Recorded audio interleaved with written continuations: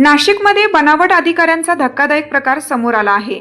अधिकारी असल्याचा खोटा आव आणायचा, व्यापाऱ्यांना कारवाईची भीती दाखवायची आणि लाखोंची वसुली करायची, असा धक्कादायक डाव उपनगर पोलिसांनी उधळून लावला आहे। फूड अँड ड्रग्ज विभागाचे अधिकारी असल्याची बतावणी, हातात बनावट ओळखपत्र आणि समोर पानटपरी चालक। यानंतर सुरू झाला पैशासाठी दबावाचा खेळ। जेल रोड परिसरातील शिवाजीनगर बस स्टॉपजवळ असलेल्या शिवनेरी पानटपरी चालक दीपक पोपटराव बोराडे यांना 6 जणांच्या टोळीने लक्ष्य केलं।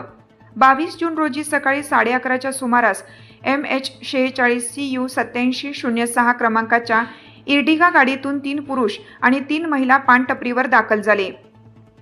त्यांनी स्वतःची ओळख फूड अँड ड्रग्ज विभागाचे अधिकारी आणि मानव अधिकारी अशी करून दिली। यानंतर त्यांनी पानटपरीची तपासणी करण्याचा बनाव केला। पानटपरीमध्ये गुटखा विक्री होत असल्याचा आरोप करत कारवाईची भीती दाखवण्यात आली। याच भीतीचा फायदा घेत या टोळीने थेट 10 लाख रुपयांची मागणी केल्याचा आरोप आहे। इतक्यावरच न थांबता तडजोडीच्या नावाखाली 5 लाख रुपये देण्याचा बनाव टाकण्यात आल्याचे फिर्यादीत नमूद करण्यात आले आहे। मात्र पानटपरी चालकाने घाबरून न जाता आपल्या ओळखीचे पत्रकार संदीप नवसे यांना संपर्क केला।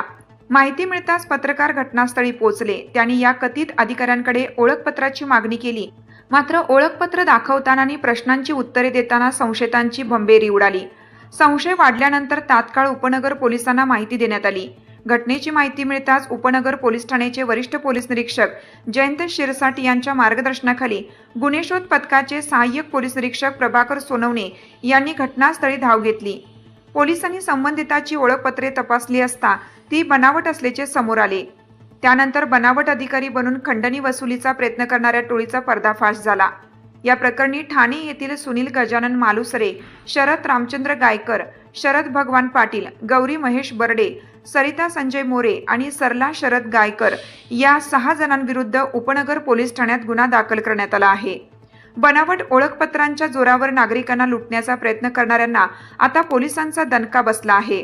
मात्र या टोळीने याआधीही अशाच प्रकारे कोणाची फसवणूक केली आहे का, याचा तपास पोलिसांकडून सुरू आहे।